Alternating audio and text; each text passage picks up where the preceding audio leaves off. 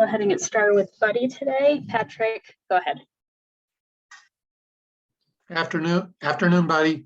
Good afternoon. We were told to ask you why Ramel was scratched. He's got a little bit of a hand issue that we decided to give him this day off from starting. Continue the treatment with Keith, see where we are as the game unfolds. But I think it's something that will resolve itself quickly, we believe, a day or two. We'll know more as the night goes on, see how it is tomorrow. But, you know, we'll assess his availability tonight as we move, you know, closer to game time and into the game once he receives some treatment. But it's sort of a hand type situation.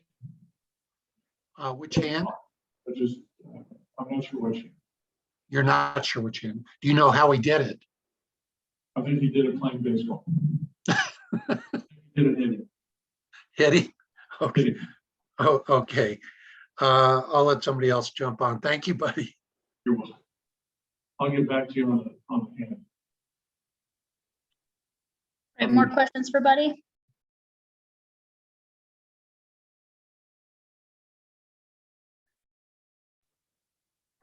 Go ahead, Kevin. Okay.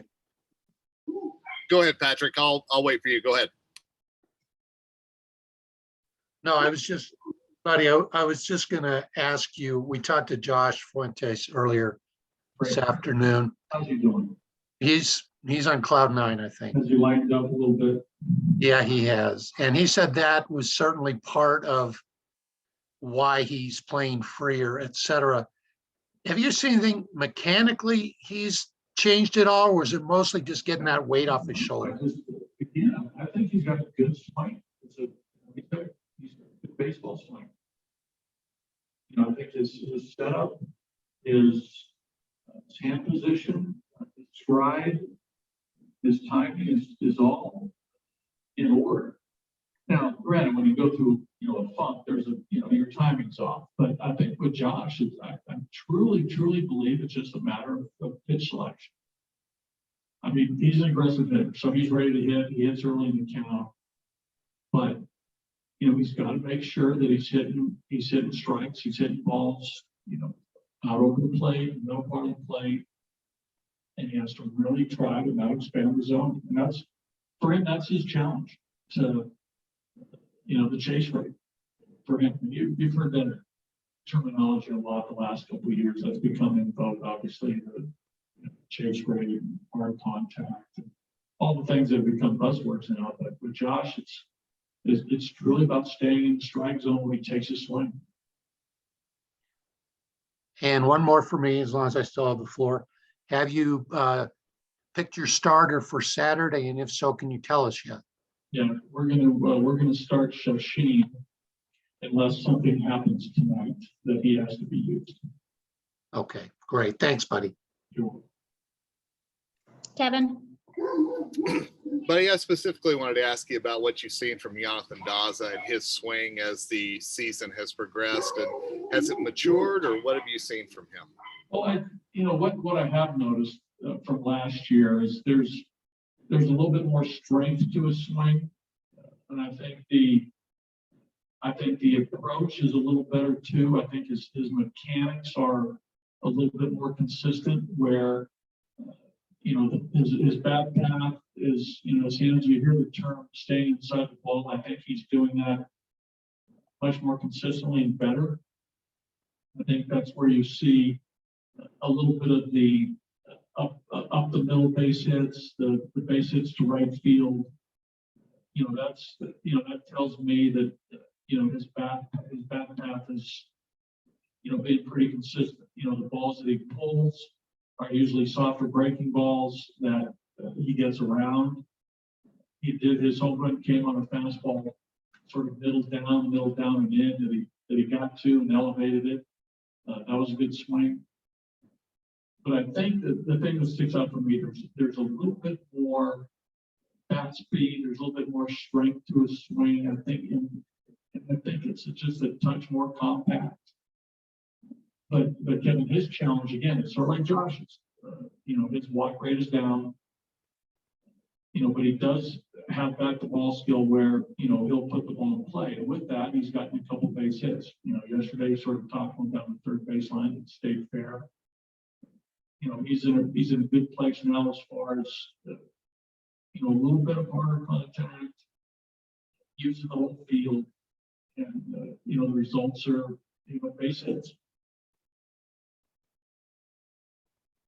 And then separate note, I believe I heard that CJ was taking some practice today before the game. Any update? He had a day yesterday where they upped the intensity. He did some work on the field.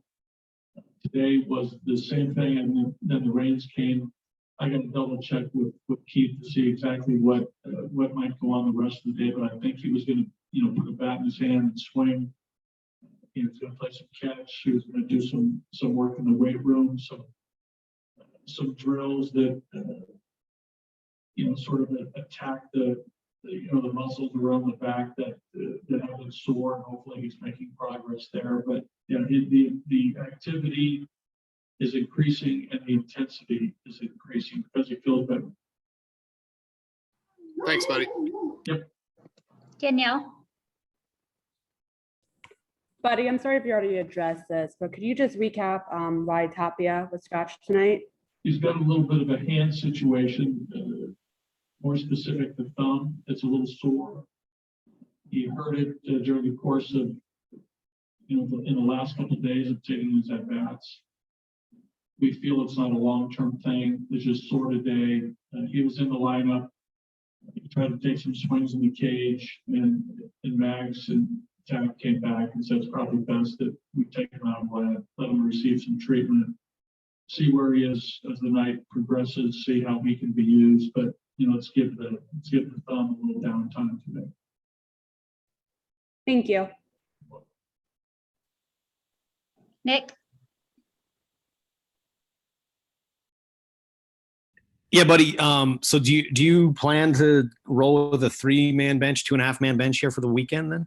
Well, we got to see how the pitching comes out of tonight and tomorrow. Nick, I think the doubleheader, we use some guys. Yesterday. I mean, we have guys out there who are ready, who are fresh. Who can pitch. We have some other guys that when they come back in prior to the game after playing catch and assessing how they are, there'll be some guys that could be down. But we'll see where we are after tonight's game. We have Chacin pitching tomorrow. We felt as though we needed some reinforcements there, for tomorrow, and see where we are Sunday too. Okay. I don't suspect that this 3-man bench will be a prolonged thing. Okay. And dumb question, maybe I've totally lost track here. Do you have access to like a taxi squad still when you're in Denver, or you? Yep. Okay. Who is around the team at this point?